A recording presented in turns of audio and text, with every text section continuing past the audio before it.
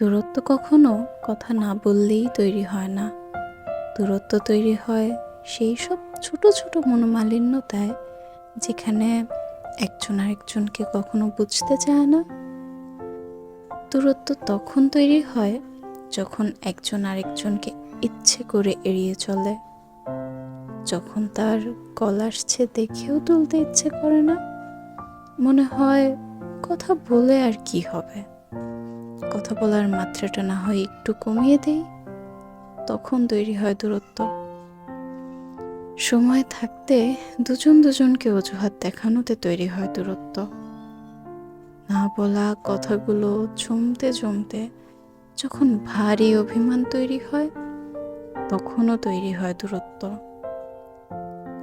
দূরত্ব কখনো রাতারাতি কারো অজান্তেই তৈরি হয় না।